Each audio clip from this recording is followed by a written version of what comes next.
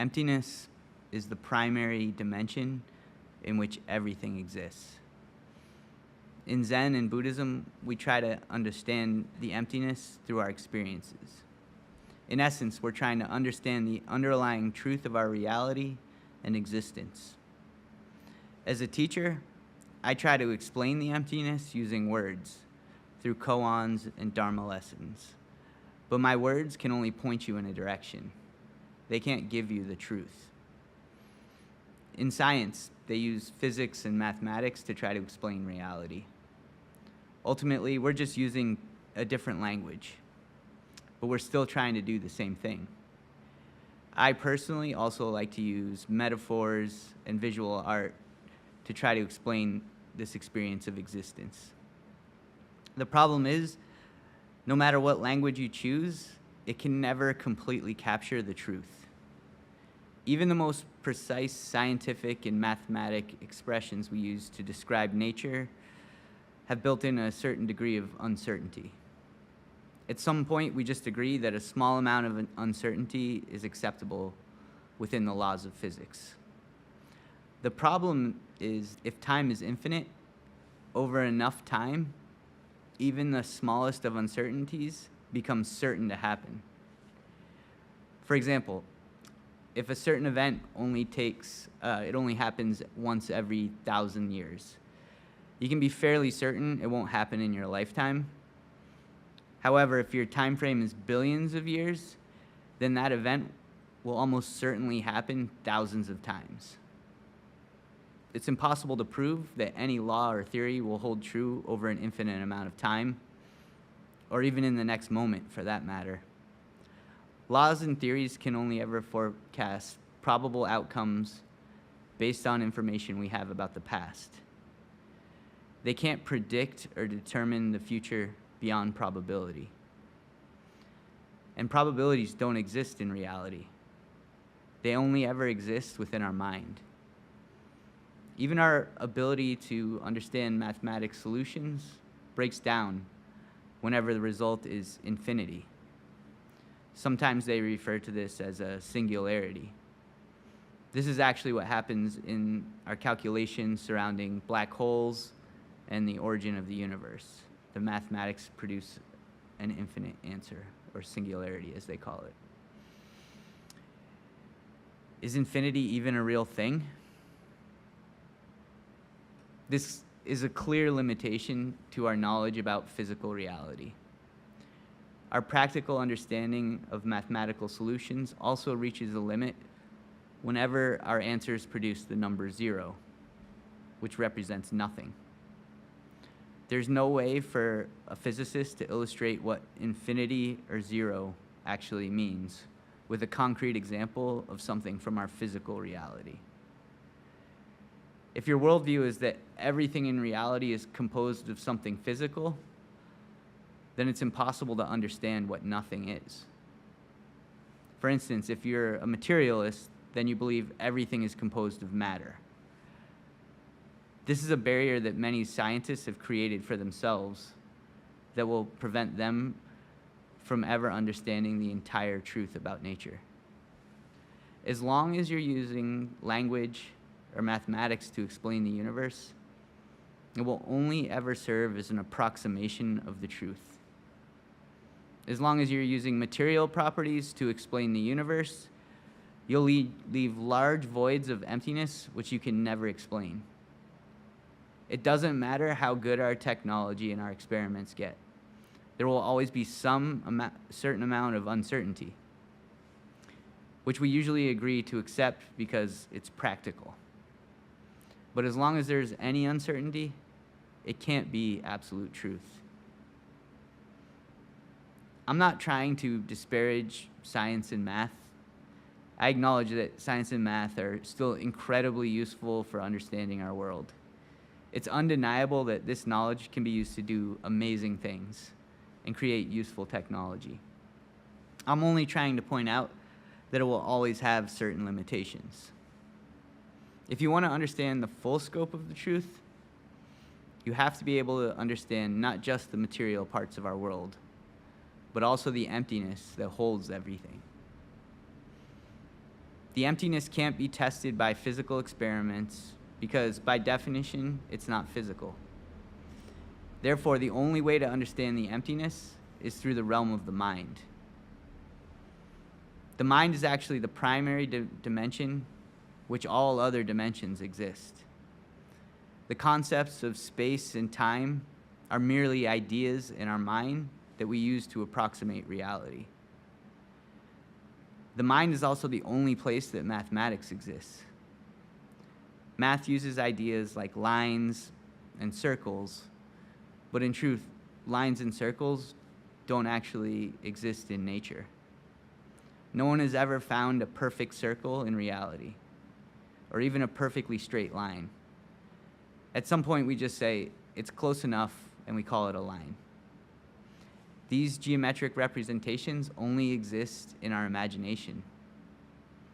All mathematical representations are based on postulations which are assumed to be true. Most philosophers evaluate their postulations, theories, and explanations using a principle called Occam's razor, which states that theories with the fewest assumptions are generally the best explanations. This means that the simplest explanation with the least amount of assumptions is the best theory.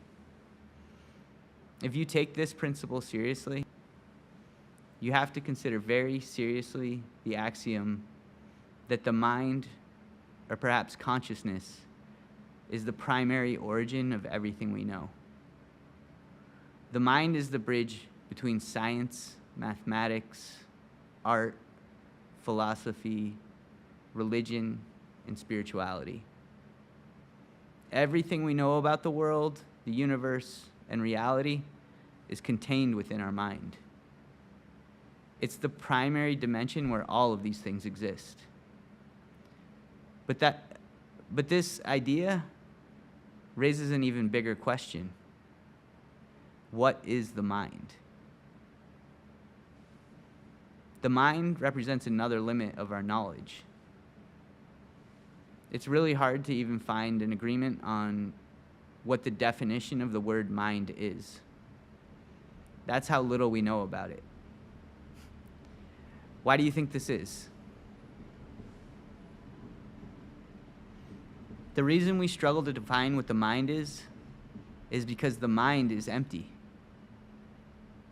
It's not empty like this room where you could fill it up with enough stuff. It's not even empty like outer space. For example, if you put objects into outer space, it increases the mass. The mind is a special kind of empty.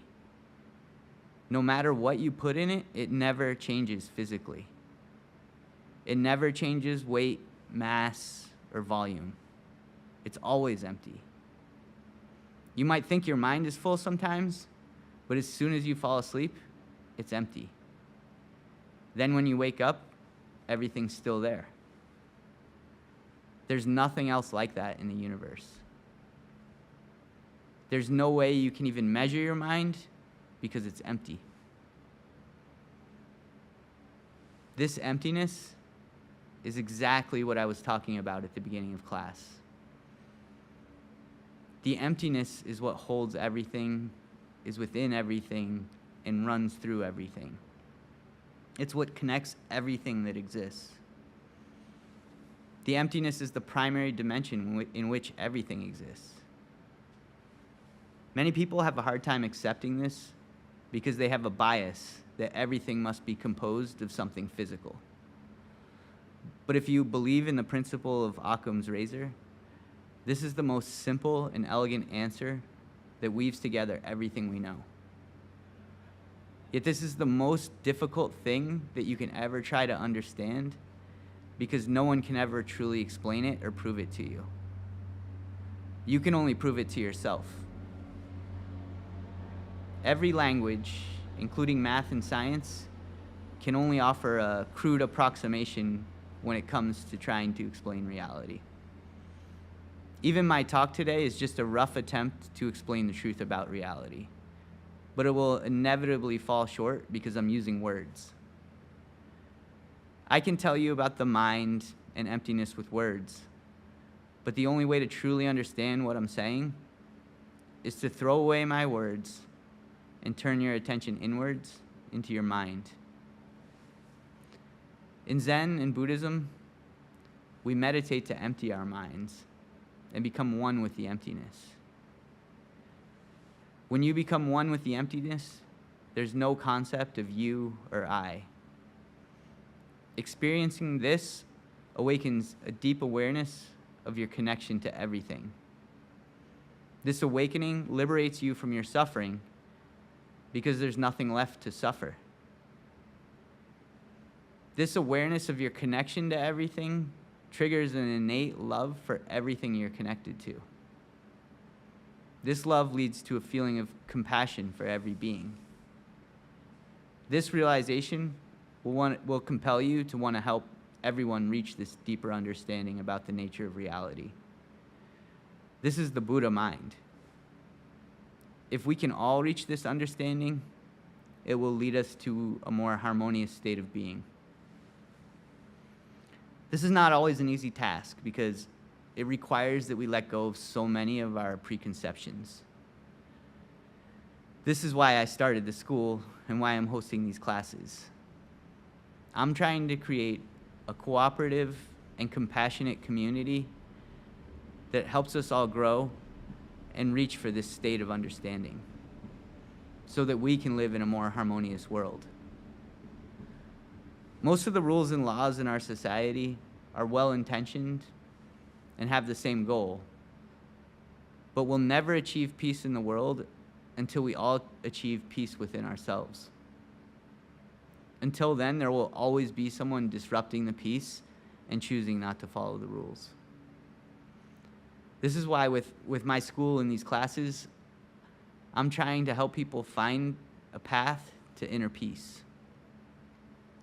When you discover that you're part of something bigger and you're connected to everything, you'll find harmony within yourself and be liberated from your own suffering. I realize this might sound like a pretty lofty goal, and maybe it seems impossible, but you absolutely have the power within yourself to take the steps in the right direction. Right now, you might be wondering, what can I do? I would suggest getting started by taking one small step in the direction you want to go. You can start by meditating for 1 minute. You can use the breathing technique or the mantra meditation we practiced at the beginning of this class. See if you can meditate for 1 minute every single day. Try doing it right after you wake up in the morning. This will help you establish a routine before anything else gets in your way. After you can do that consistently, try to expand your practice to 5 minutes. You can keep going like this and try to expand your practice for more time and at different times throughout the day. But always make sure you stick to your routine and do at least 1 minute every day. This will ensure that you're clearing your mind once a day. If you want your body to be clean every day, you need to take a shower every day. So if you want your mind to be clear every day, you need to meditate every day. It's the same idea. You can also learn to turn your actions into a moving meditation. If you learn to focus on what you're doing as if it's a mantra, you stay focused 100% on whatever you're doing and don't let your mind wander. This might sound easy, but it usually takes practice. I usually suggest practicing this by using some form of exercise or art form that you enjoy.